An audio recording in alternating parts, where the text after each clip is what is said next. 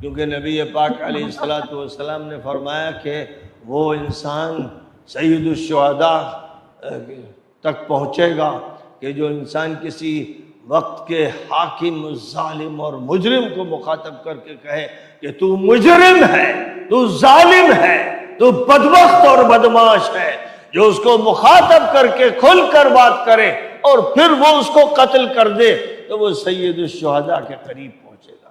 یعنی نبی پاک علیہ السلام نے اس کا مقام سب سے زیادہ بلند بتایا کہ جو وقت کے حکمرانوں کو ٹھوک دے اور ان کے سامنے جرأت کی بات کرے۔ بس یاد رکھیے گا، جو وقت کے حکمرانوں کو ٹھونک دے اور اس سے پہلے کہا کہ تو قتل کر دے۔ بسم اللہ، ان الحمد للہ والصلاۃ والسلام علی رسول اللہ۔ جب مولوی گمراہ ہوتا ہے تو بڑی آفتیں لاتا ہے۔ عام آدمی کی گمراہی کے مقابلے میں کسی عالم کی گمراہی انتہائی سخت فتنے کا باعث ہو جاتی ہے۔ یہ شخص کافی دنوں سے پوری امت کے لیے، بر صغیر ہند و پاک میں رہنے والوں کے لیے، اردو دا طبقے کے لیے ایک فتنہ بنا ہوا ہے۔ اس نے کہا کہ نبی نے فرمایا ہے وہ انسان سید الشہداء کے مقام کو پہنچے گا جو ظالم بادشاہ کو مخاطب کر کے کہے تو مجرم ہے اور فلاں فلاں، یہ بدزبان آدمی ہے تو اس کی زبان سے چاہے مثبت سے آنکھ ہو چاہے منفی سے آنکھ ہو، جو کچھ نکلتی ہے وہ غلاظت ہی نکلتی ہے، بدبودار الفاظ نکلتے رہتے ہیں۔ تو الفاظ کون دہرائے؟ خلاصہ یہ کی کہہ رہا ہے اسے قتل کر دے گا۔ اب یہاں پہ اچھا پورا بیک گراؤنڈ وہی ہے جو آج کل چل رہا ہے، تو ذرا سا میں تھوڑی سی وضاحت کر دوں، بعد میں ہمارے احباب کے لیے بھی بہت کچھ گنجائش ہوگی اس میں کہنے کے لیے آخر میں، لیکن میں ویڈیو کا وقت ملحوظ رکھتے ہوئے میں کچھ ضروری بات کہہ دیتا ہوں۔ دیکھیے، سب سے پہلے تو یہ جان لیجئے کہ ظالم بادشاہ کے سامنے کلمہ حق کہنے کا کیا مطلب ہے۔ یہ کانسیپٹ بہت کلیئر ہونا چاہیے۔ علماء فرماتے ہیں کہ یہ مرتبہ اس وقت ہے جب اس بات کا غالب گمان اور یقین ہو کہ حق کہنے پر حکمران اسے قتل کر دے گا یا اس کی جان چلی جائے گی، یہ اس بات کا یقین ہو، اور کم سے کم ہم اپنی زبان میں کہہ لیں تو بھئی کچھ نہ کچھ نقصان کا، بڑے نقصان کا اندیشہ تو ہونا ہی چاہیے۔ روایت کیا ہے کہ سید الشہداء حمزہ بن عبد المطلب ورجل قام الى امام جائر فامرہ ونہاہ فقتلہ۔ یہ دلیل ہے علماء کے ہاں کہ قتل کا یقین ہو، اتنا جو ہے بڑا مسئلہ ہو، تب وہ اس مقام تک پہنچ سکتا ہے، اس مقام کے قریب جا سکتا ہے۔ یہ تو ایک بات ہے۔ اب علماء سلف نے یہ کلمہ حق کہنے کی جو سنت ہے سلطان جائر کے سامنے، یہ سنت جو ہے علماء سلف نے کس طرح پوری کی؟ ایک دو مثالیں خالی دیکھ لیجئے، پوری تاریخ علماء سلف کے اس کلمہ حق سے بھری ہوئی ہے۔ امام احمد بن حنبل نے فتنہ خلق قرآن کے زمانے میں کیسی اذیتیں برداشت کیں، کیسی مشکلات جو ہے برداشت کیں، کیسی پریشانیاں ان کو آئیں جو ہے امام احمد بن حنبل رحمۃ اللہ علیہ کو۔ قاضی احمد بن ابو داؤد جو معتزلی تھا، اس کے بہکاوے میں بادشاہ نے آ کر کے کیا کچھ نہیں امام موصوف کے ساتھ کیا، لیکن اور امام موصوف نے کلمہ حق کہنا نہیں چھوڑا کہ القرآن کلام اللہ، قرآن اللہ کا کلام ہے، قرآن اللہ کی مخلوق نہیں ہے۔ اس بات سے امام موصوف نے رجوع نہیں فرمایا، اپنی بات انہوں نے کہی اور سزائیں برداشت کی جو ہے حکمران کی، اس کی طرف سے آنے والی پریشانیوں کو برداشت کیا اور کلمہ حق نہیں چھوڑا، لیکن حکومت کے خلاف کوئی ایجیٹیشن نہیں چلایا، کوئی خروج نہیں کیا، کوئی بغاوت نہیں کی، نازیبا کلمات نہیں کیے، ٹھوکم ٹھاک نہیں کیا جو اس داعشی خارجی رافضی آدمی کی زبان سے ابھی نکلا ہے، جو امت کے نوجوانوں کو خوریزی کی طرف، قتل کی طرف، غارت گری اور دمار اور ہلاک اور بربادی کی طرف دعوت دے رہا، سیف زون میں بیٹھ کر کے، یہ ملا خود سیف زون میں بیٹھ کر کے उम्मत के नौउम्रों को, नौखेजों को, नौजवानों को, लोगों के बेटों को खाको खून में लथपथ होने के लिए जो उभार रहा है सेफ जोन में बैठ करके, ये सब इमाम अहमद बिन हम्बल रहमतुल्लाह अलैह ने नहीं किया। कलमे हक कहा और बादशाह की तरफ से आने वाली परेशानियों को बर्दाश्त किया और सब्र किया। इमाम मालिक रहमतुल्लाह अलैह के साथ मसला आया तलाक मुकरह का। इमाम मालिक ने अपने कौल हक से रुजू नहीं किया। उन्होंने कहा कि तलाकुल मुकरह लैस बिशई, कि जबरदस्ती की तलाक, जबरी तलाक कोई औकात नहीं रखती, इसकी कोई हकीकत नहीं है। उस वक्त का जो गवर्नर था जाफर बिन जुल सुलेमान, उसने इस फतवा को सियासी एंगल से महसूस किया और अपने सियासी जबर के लिए खतरा महसूस किया। इमाम साहब को उसने सख्त सजाएं दी, लेकिन इमाम मालिक ने अपनी बात से रुजू नहीं किया और उसी के साथ साथ जो है हुक्मरान के खिलाफ, उस दौर की जो हुकूमत थी, तो मदीने के गवर्नर की बात हो रही, उस दौर की हुकूमत और उस दौर के हुक्मरान के खिलाफ कोई एजिटेशन नहीं चलाया, कोई ठोकम ठाक नहीं किया, कोई कत्ल खुरेजी की दावत नहीं दी, कोई नौजवानों को नहीं उभारा। ये होता है कलमे हक कहने का सच्चा जज्बा, ये होता है कलमे हक कहने का हकीकी माना। ये उम्मत को, के नौजवानों को खुद सेफ जोन में बैठ करके और उनको कत्ल खुरेजी और गारतगरी की दावत देना, ये कलिमतु हक़्क़िन इंदा सुल्तानिन जाहिर नहीं है, इंदा इमामिन जाहिर नहीं है। अच्छा, दूसरी बात, जो हदीस है उस हदीस का मतलब, जो अभी हदीस इसने पेश की है, उस हदीस का मतलब हुक्मरानों को कत्ल करना नहीं, न उन्हें बदमाश कहना है, न उन्हें अल्लम गल्लम बोलना है, बल्कि हुक्मरानों को हक बात की नसीहत करना है, हक तरीके से हक बात की नसीहत करना है। यानी बात भी हक होनी है, तरीका भी हक होना है, भले जान का खदशा हो, इसको कलमे हक इंदा सुल्तानिन जाहिर कहा गया है। ये खारजी और राफजी सिफत मौलवी कह रहा है, जो हुक्मरानों को एलानिया मुजरिम कहे, औबाश कहे, बदमाश कहे, उन्हें ठोक दे, उन्हें कत्ल कर दे, तो सैयदुश शुहदा के मकाम को पहुंच जाएगा। रिवायत मैं पढ़ता हूं कि सैयदुश शुहदाई हमज़तु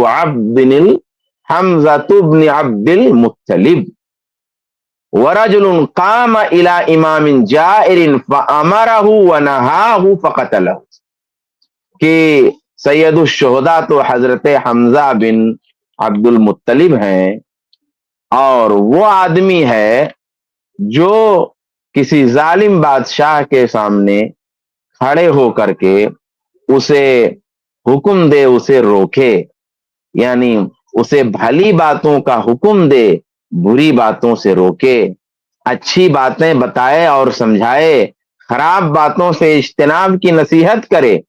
फक़तलहु, तो वो इमाम जायर उसे कत्ल कर दे।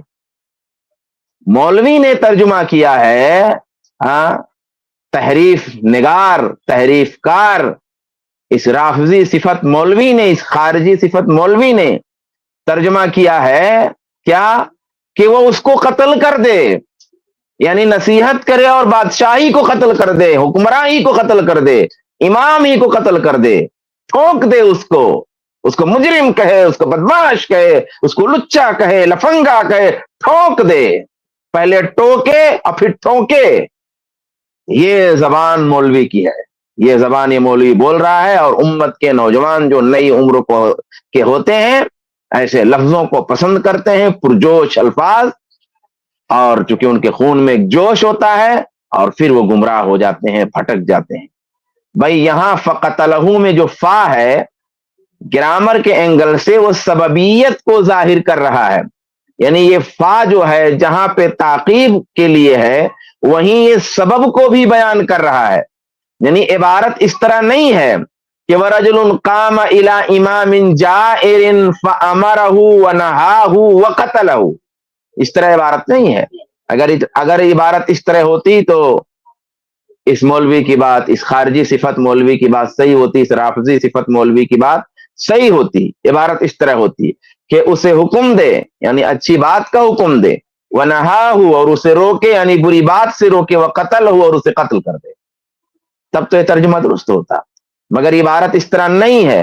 فَأَمَرَهُ وَنَهَاهُ فَقَتَلَهُ. تو آدمی بادشاہ کو اچھی باتوں کا حکم دے، بری باتوں سے روکے، تو بادشاہ اس حکم دینے اور اس روکنے کی وجہ سے قتل کر دے.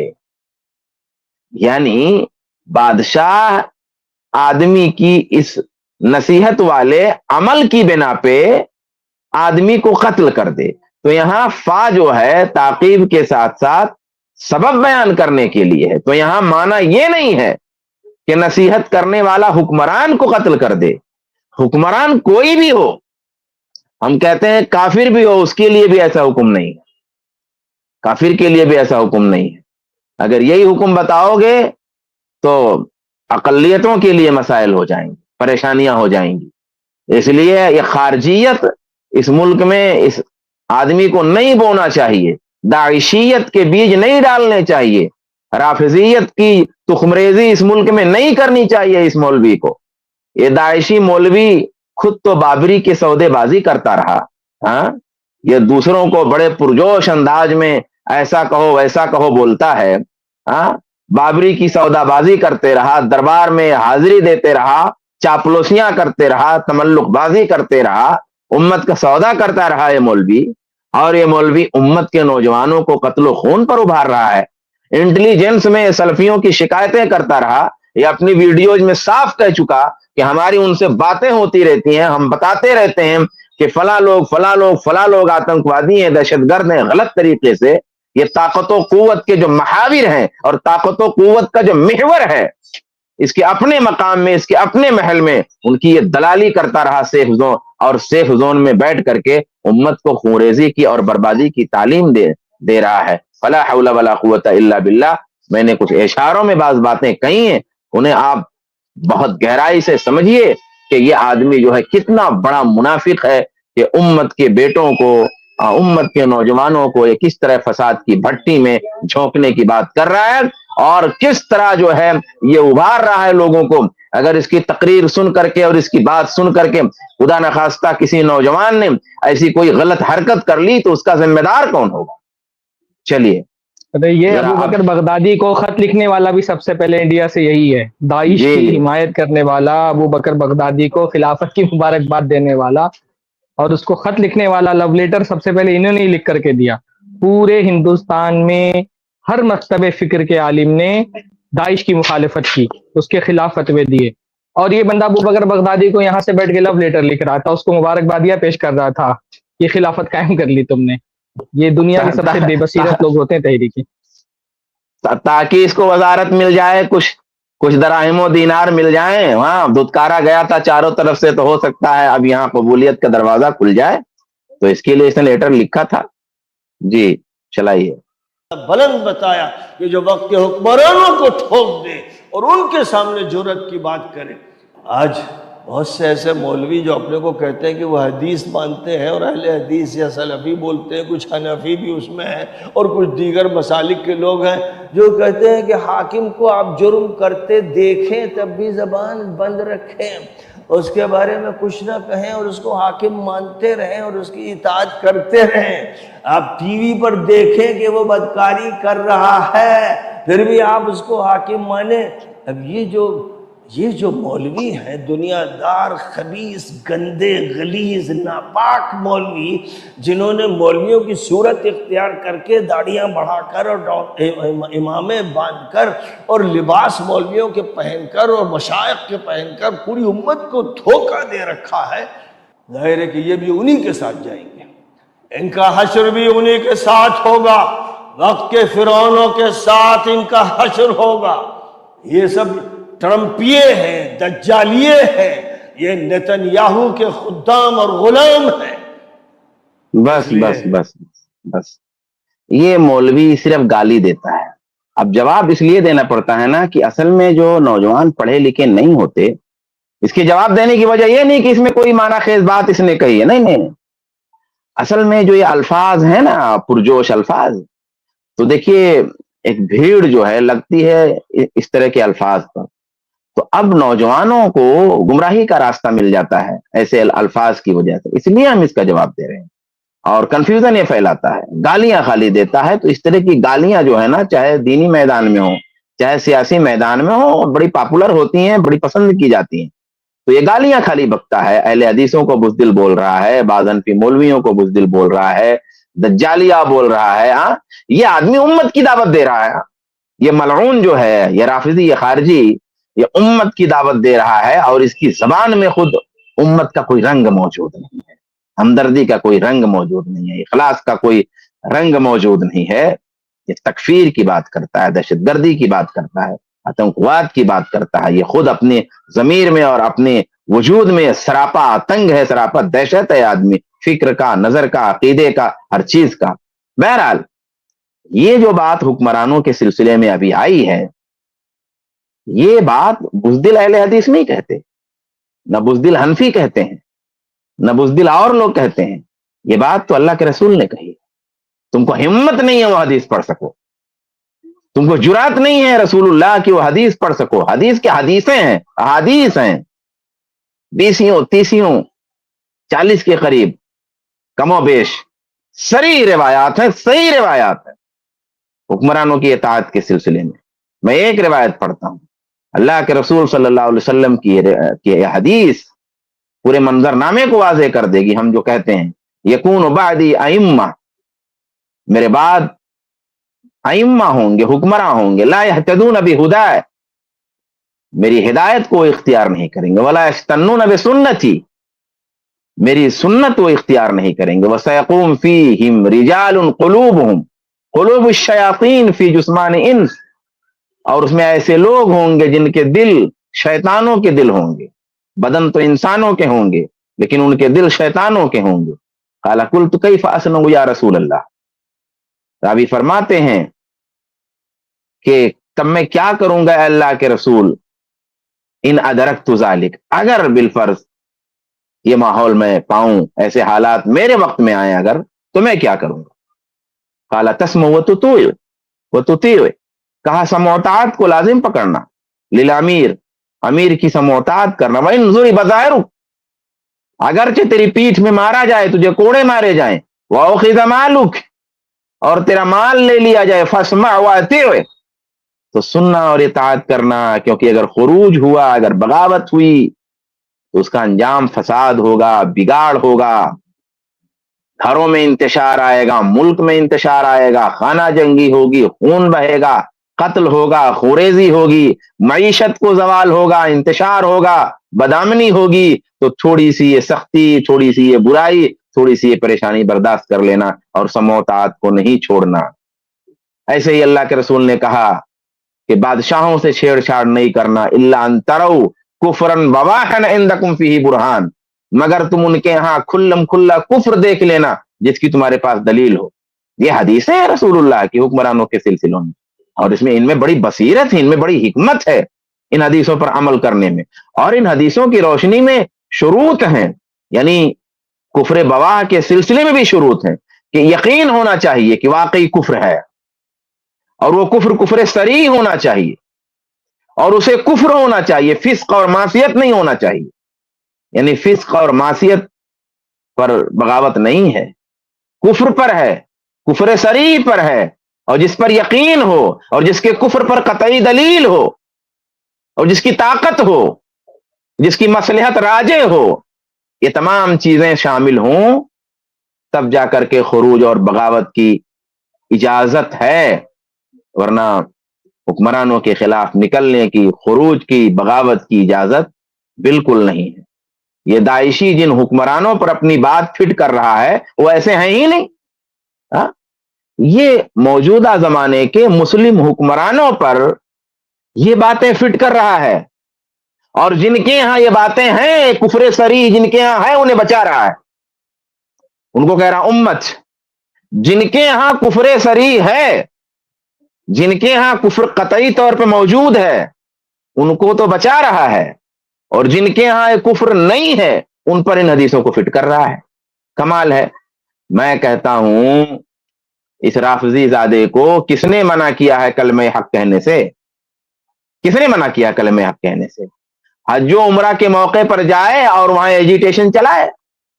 روافظ ایسا کر چکے ہیں، حج کے موقع پر جا کر کے وہاں ہنگامہ کر چکے ہیں، اپنے جتھے لے کر کے وہاں حرم میں فساد کر چکے ہیں، قرامتہ آ کر کے فساد کر چکے ہیں پرانے زمانے میں. ماضی قریب میں جو ہے جس کی مولانا مودودی نے تعریف کی، جماعت اسلامی کے کا ایک اخبار سے روزہ نکلتا تھا دعوت، اس میں اس واقعے کی تعریف کی گئی. باقاعدہ ان لوگوں نے وہاں بغاوت کیا، نعرے مارے اور فساد مچانے کی کوشش کی. تو تم بھی چلے جاؤ، حج پہ چلے جاؤ، عمرے پہ چلے جاؤ اور اپنے ایک جتھے کو لے کے چلے جاؤ اور وہاں فساد وساد کر کے دیکھ لو. ہاں، سیف زون میں بیٹھ کر کے تم جو ہے خروج کی بات کرتے ہو، بغاوت کی بات کرتے ہو، کلمہ حق کی بات کرتے ہو، نوجوانوں کو ابھارتے ہو. خود تمہارا عمل اس پہ کب ہوگا؟ جاؤ جاؤ عمرہ کے لیے کوئی جتھا لے کر کے، وہاں مارو نعرے جتنے مارنا ہو. ہاں، وہاں ان کو قتل کرنے اور ٹھوکنے کی کوشش جا کے کرو. کس نے تم کو منع کیا ہے؟ جاؤ وہاں روکو بھی اور ٹھوکو بھی. کوئی منع کیا کسی نے؟ نہیں، تم کو کسی نے منع کیا ہے. تو خود تو نہیں عمل کر پا رہے، امت کے نوجوانوں کو قتل کی اور خوریزی کی تعلیم دیتے ہو. ایران چلے جاؤ، کسی دستے میں شامل ہو جاؤ اور جا کر کے ہاں اپنے شہید کی شہادت کا بدلہ لے لو اور اس کا مرتبہ پالو، یا اپنے بیٹوں کو بھیج دو، اپنی اولادوں کو بھیج دو. چلے جاؤ چلے جاؤ، بہت ذرائع مل جائیں، کسی بہانے سے چلے جاؤ، ملاقات کے طور پہ، زیارت کے طور پہ چلے جاؤ اور وہاں کسی دستے میں شامل ہو کر کے جاؤ، امت کا کام کرو. امت کا کام تمہیں کرنے سے کس نے منع کیا ہے؟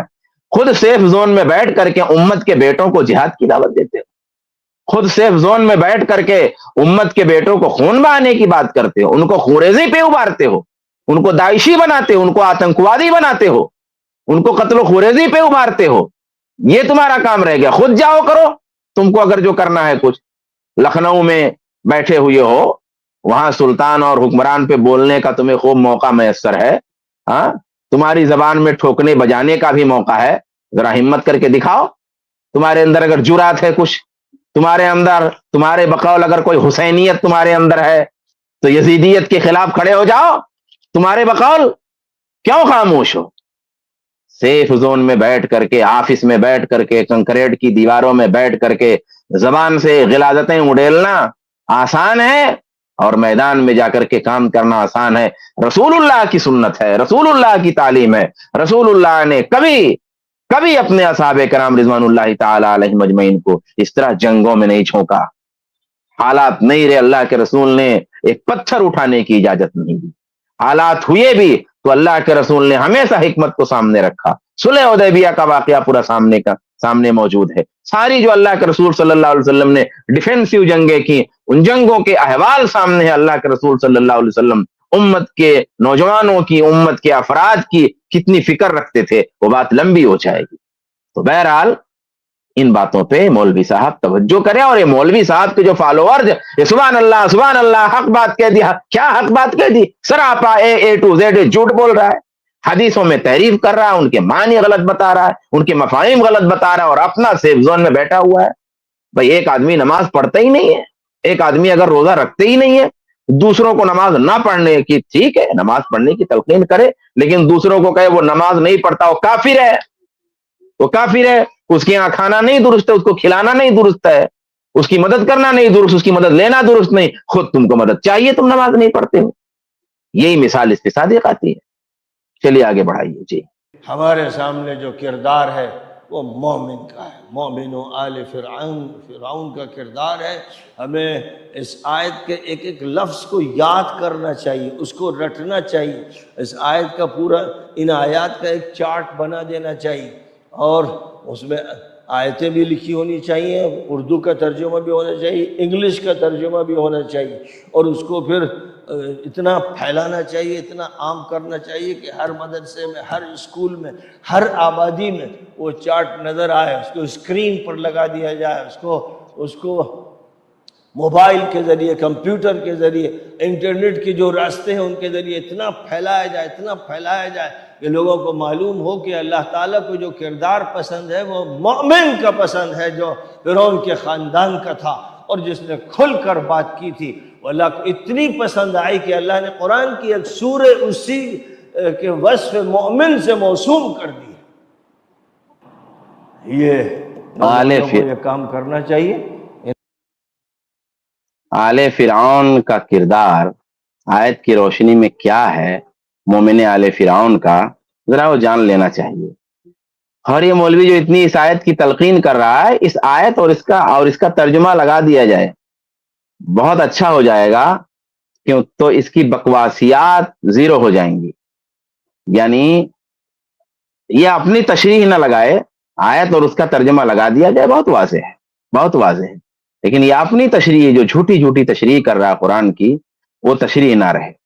بھئی آیت کیا ہے؟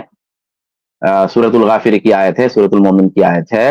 وقال رجل مؤمن من آل فرعون یکتم ایمانہ اتقتلون رجلا ان یقول ربی اللہ وقد جاءکم بالبینات من ربکم. اس طرح آیت ہے کہ آل فرعون کے ایک مومن آدمی نے کہا جو اپنے ایمان کو چھپائے ہوئے تھا، کیا تم لوگ ایک ایسے آدمی کو قتل کرنا چاہتے ہو جو کہتا ہے میرا رب اللہ ہے، حالانکہ وہ تمہارے پاس جو ہے تمہارے رب کی جانب سے دلیلیں لے کر کے آیا ہے.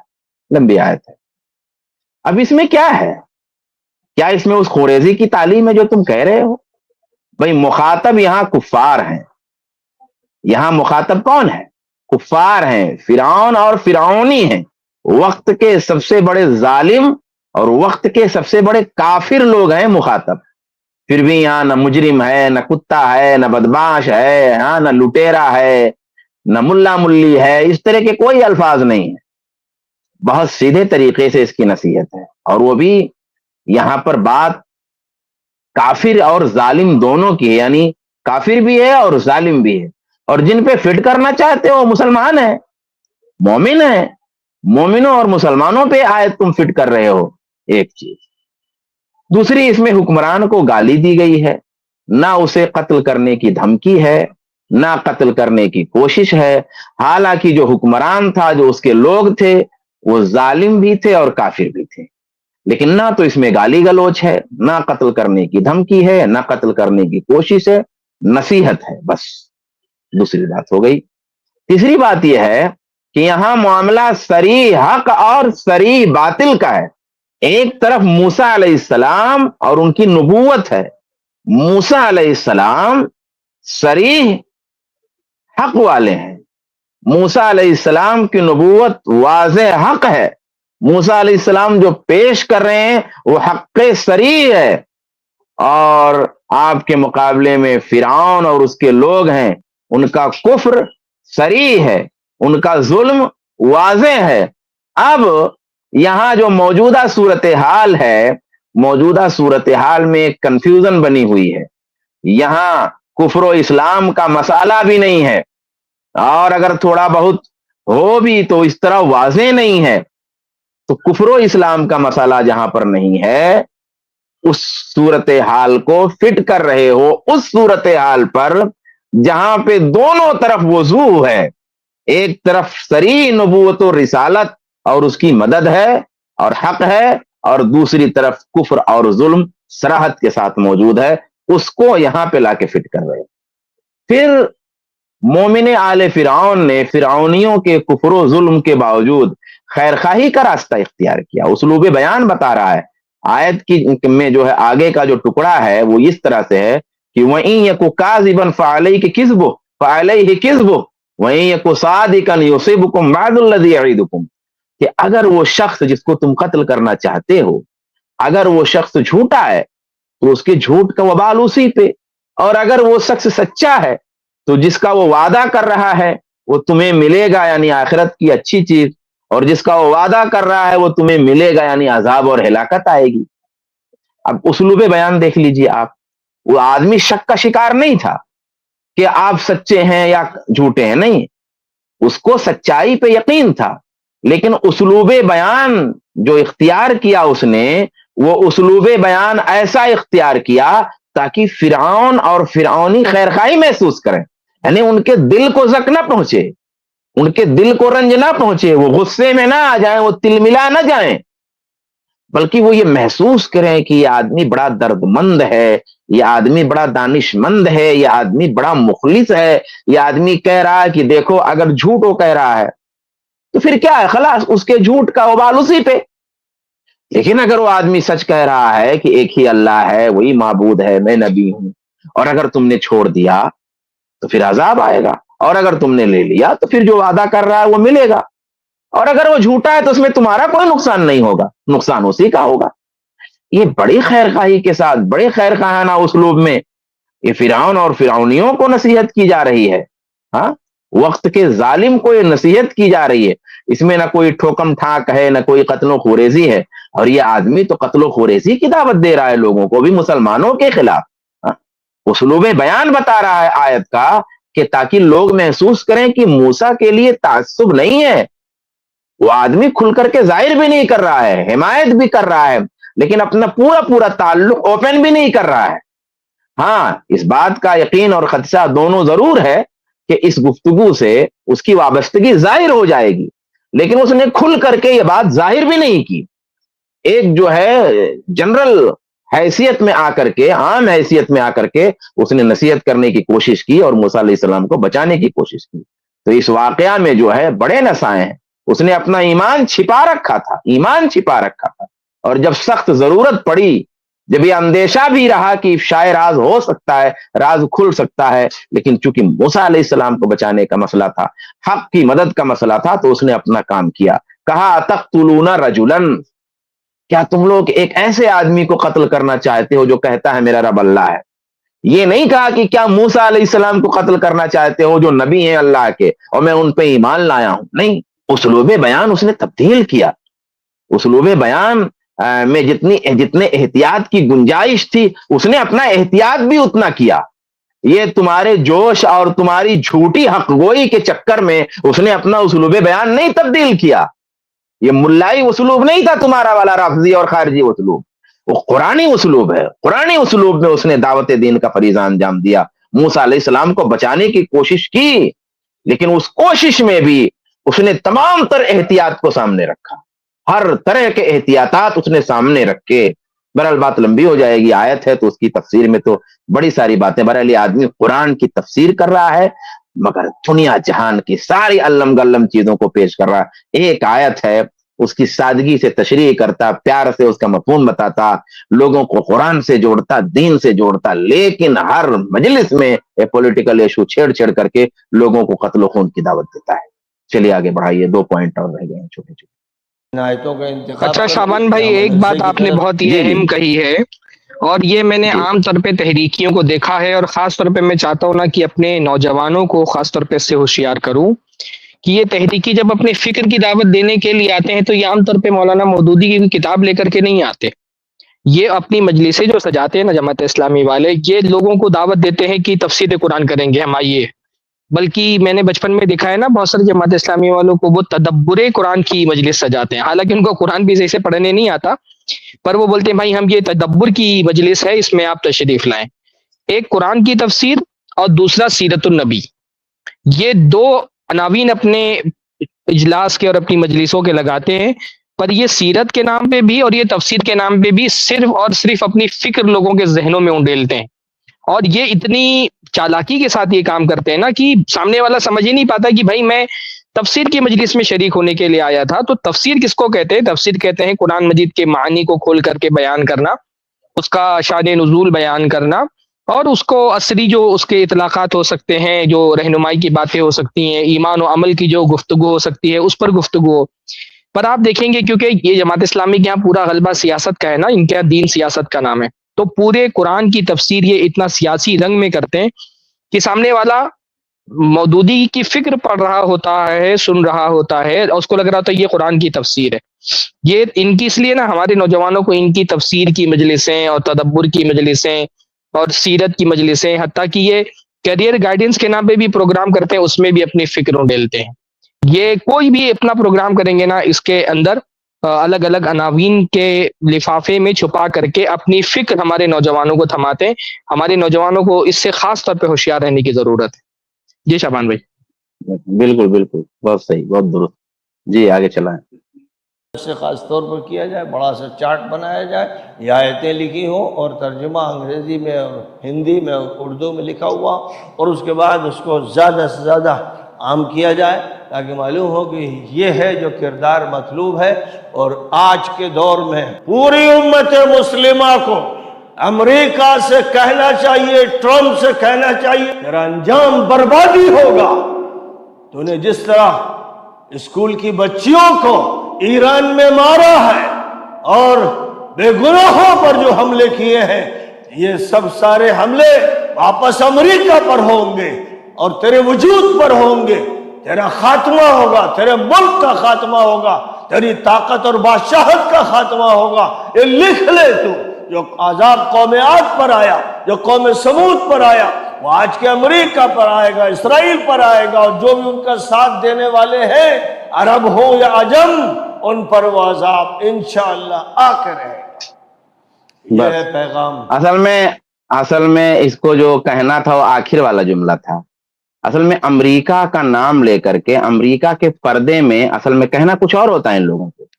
امریکہ کی برائی مقصود نہیں ہوتی، برائی مقصود ہوتی ہے مسلم حکمرانوں کی، عربوں کی، سعودی عربیہ کی۔ تو نام امریکہ کا زور و شور سے لیتے ہیں تاکہ یہ پہلے ماحول بناتے ہیں قوالی کا، ایک ماحول بناتے ہیں۔ پہلے کیسے لے تیار کی جاتی ہے قوالی کی، پہلے میوزک کی لہر چلتی ہے، آئے یہ پوری جب لہر بن جاتی ہے اور کچھ جو ہے جو تحت لفظ کچھ باتیں کہی جاتی ہیں، جب وہ سب ماحول بن جاتا ہے تب وہ لے چھیڑتے ہیں اپنی اصل لے۔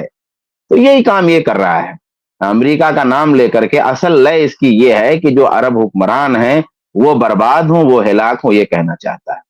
بھائی بچے اسکول کے ہوں یا بچے اسکول کے نہ ہوں، وہ بچے نہیں، مرد ہوں، عورت ہوں، بالغ ہوں، کسی کو بھی ناحق قتل کرنا ظلم ہے، اور جس نے بھی ایسا کیا وہ ظالم ہے۔ یہ امریکہ ایران میں کرے، اسرائیل فلسطین میں کرے، ایران اور روس شام میں کریں، ایران اور حوثی یمن میں کریں، ایران اور اس کی ملیشیا حزب اللہ لبنان میں کریں، ایران اور اس کی پراکسیز عراق میں کریں، بچوں کے ساتھ، عورتوں کے ساتھ، یہ سب ظلم ہے، اور ہم ہر ظلم کی مذمت کرتے ہیں۔ یہ اپنا والا چاند اور دوسرے والا کلوا یہ نہیں چلے گا، یہ نہیں چلے گا۔ یہ جتنے کالے ہیں تو سبھی کالے ہیں، سمجھ رہے ہو؟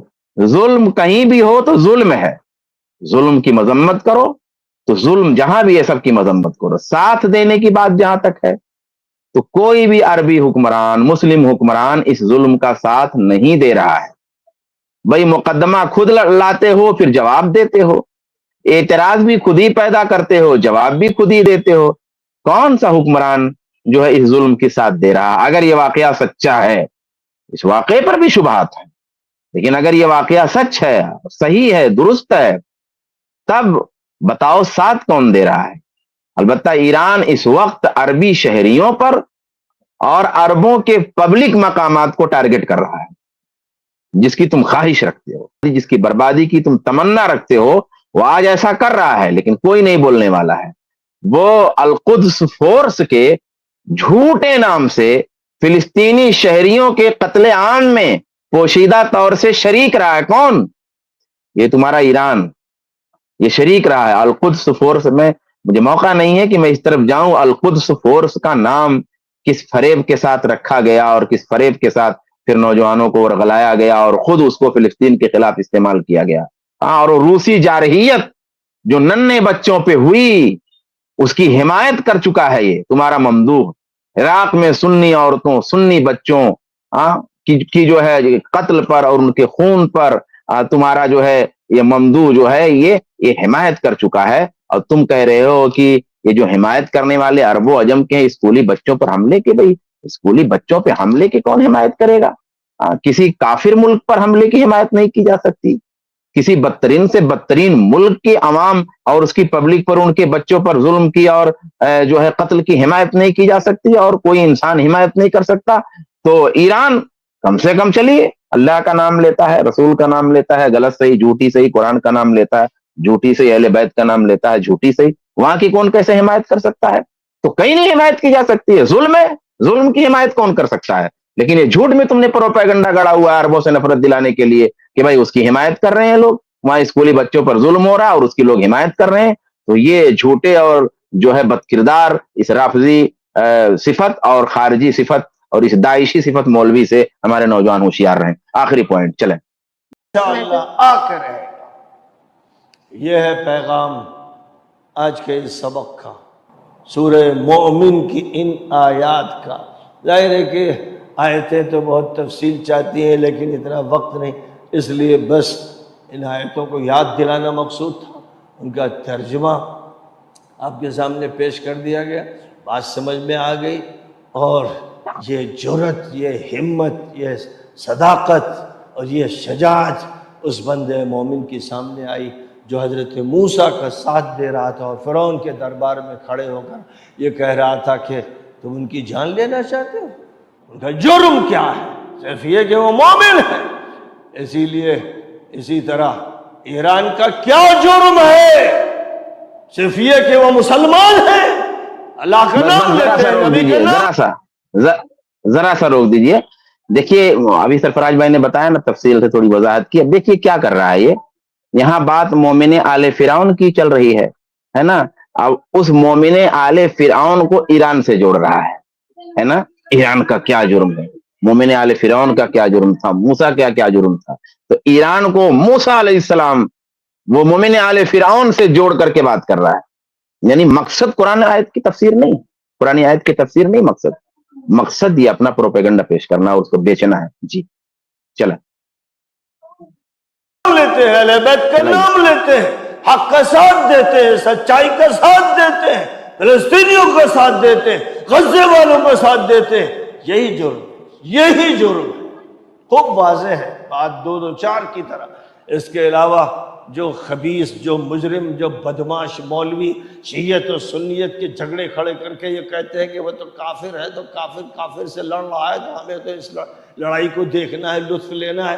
وہ دنیا کے کتے، خبیث، بد انجام، منحوس، مجرم لوگ ہیں جو اس طرح کی باتیں کر کے اپنے دینداری اور اپنے علم کا اظہار کر رہے ہیں.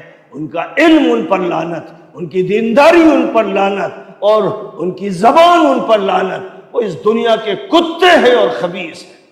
تو یہ حقیقتیں پوری دنیا کو معلوم ہو جانا چاہیے، بغیر لاگ لپیٹ کے. لاگ لپیٹ نہیں چلے گی. شہید ہونے والے شہید ہوں گے، زندہ رہنے والے زندہ رہیں گے. حق بہرحال ثابت ہوتا رہے گا، حق غالب آئے گا، جلدی آیا دیر آئے. بس گالی دینا ہے اہل سنت کو، اس میں آپ نے سن لیا. درمیان میں جو اصل بیت القصید ہے وہ وہی ہے. بھائی یہ لڑائی پس پردہ کیا عزائم رکھتی ہے واضح نہیں، ایک بات. دوسری بات، اس میں نقصان سارا عربوں کا ہو رہا ہے. امریکی اڈوں کے بہانے سے عربوں کی معیشت پہ حملہ ہو رہا ہے. فلسطین اور غزہ کا ساتھ انہوں نے کبھی نہیں دیا، نہ تو دیں گے. اسے ہم لوگ بار بار جو ہے اس کو واضح کر چکے ہیں. اور جس کو تم شہید کہتے ہو، اللہ تمہارا بھی حشر اسی کے ساتھ کرے. باقی جو کہتے ہو کہ لعنت ہے مولویوں پر اور گالیاں تم نے 4-5 دی ہیں، اور کہتے ہو کہ شیعہ سنی جھگڑے کھڑے کرتے ہیں. بھائی شیعہ سنی جھگڑے ہم نہیں کھڑے کرتے. ہم نے کوئی جھگڑا نہیں کھڑا کیا شیعہ سنی کا. شیعہ سنی کا جھگڑا تو انہوں نے کھڑا کیا جو اس خراب حالت میں بھی کہا کہ امت جو ہے کھڑی ہوئی ہے خامنہ ای کے شہید ہونے کے بعد بھی میدان میں، اور اللہ کے رسول کو چھوڑ کر کے امت بھاگ گئی تھی. شیعہ سنی کا جھگڑا وہ کھڑا کر رہے ہیں جو اس خراب کنڈیشن میں قرآن پر تنقید کر رہے ہیں. شیعہ سنی کا جھگڑا وہ کھڑا کر رہے ہیں جو اس وقت کہتے ہیں کہ کردار وہی ہے، زمانہ بدلا ہے. جس طرح صحابہ نے آل رسول کو تنہا چھوڑ دیا تھا، اسی طریقے سے آج مسلمانوں نے لاری جانی کو تنہا چھوڑ دیا ہے، یا جو ہے فلاں ملک کو تنہا چھوڑ دیا ہے. تو یعنی جس طرح وہ لوگ کافر تھے اس طرح یہ لوگ بھی کافر ہیں. یعنی ایک طرف ہم کو کافر بھی بول رہے ہو اور دوسری طرف ہماری مدد بھی چاہیے، ہماری ہمدردی بھی چاہیے. تو یہ نفاق تو نہیں چلے گا. تو یہ سارا شیعہ سنی کا جھگڑا تو تم کر رہے ہو. ہم تو سیدنا علی کو چوتھا خلیفہ مانتے ہیں، خلیفہ راشد کہتے ہیں. ہم تو کہتے ہیں حسن و حسین رضی اللہ عنہما ہمارے سروں کے تاج ہیں. ہم تو کہتے ہیں نبی کی بیویاں ہماری مائیں ہیں. ہم تو کہتے ہیں اہل بیت جو ہے ہماری آنکھوں کا نور ہے، ہمارے سروں کا تاج ہیں، ہمارے دلوں کی روشنی ہے. ہم تو کہتے ہیں رسول اللہ صلی اللہ علیہ وسلم کی بیٹیاں امت کی جو ہے بہترین، سب سے بہترین بیٹیاں ہیں. ہم یہ کہتے ہیں، ہم کہاں شیعہ سنی کا جھگڑا کرتے ہیں؟